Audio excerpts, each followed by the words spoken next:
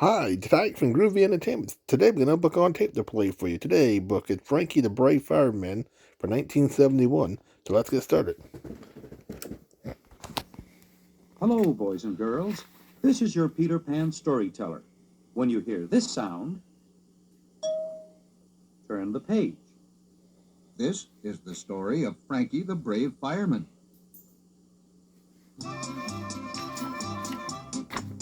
In the whole town of Cedarville Creek, there was nobody who was as brave and ready, staunch and steady, tried and true as the red, white, and blue than Frankie the Fireman.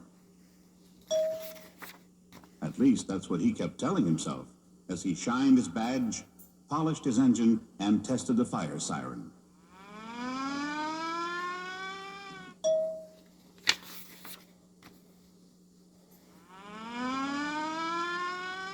The trouble was that nobody else in Cedarville Creek took him at all seriously. In fact, they joked in fun and poked in fun and teased him all the time.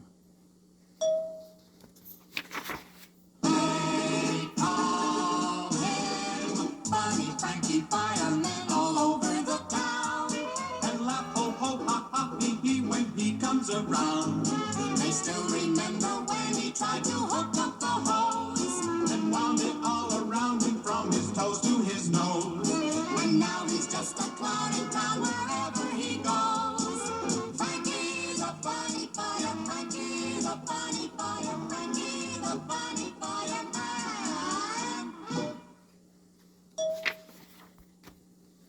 But Frankie didn't want to be funny.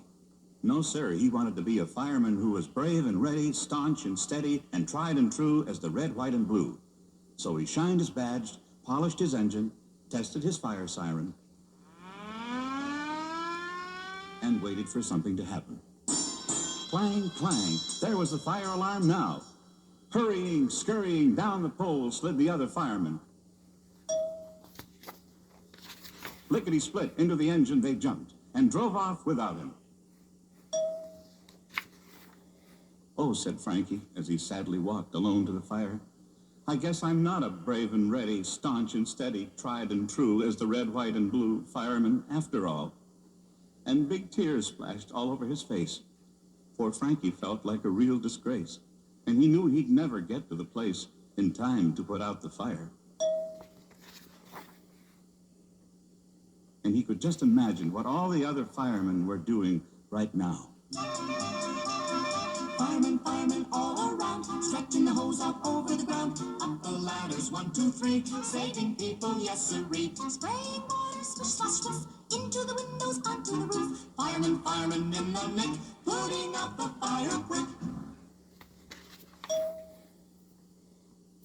Yes, by the time Frankie got there, the fire was out, and all the firemen had left the scene, and the people around were calm and serene. Roof, roof.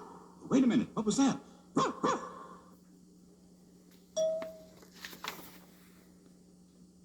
Roof, roof. He could hear it now, clearly too, and his eyes looked up, and then he knew a puppy dog was trapped like a mouse in the third-story room of that burned-up old house that was about to collapse, and Frankie the fireman went into action. Frankie fireman rushed inside, brushing all the smoke aside. Up the staircase, 1, 2, 3. Now where could that puppy be? Arthur heard him bark again, found him safe and sound, and then picked him up just in the nick, got him out of the old house quick. As Frankie ran out the front door, carrying the little puppy in his arms, a great big shout went up from the crowd, and they all cheered Frankie long and loud, and from then on, he was the hero of Cedarville Creek. And they talked about Frankie week after week, of the brave and ready, staunch and steady, tried and true as the red, white, and blue, finest fireman of all.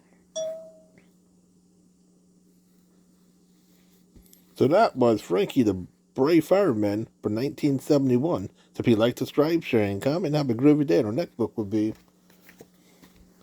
The Speedy Little Taxi.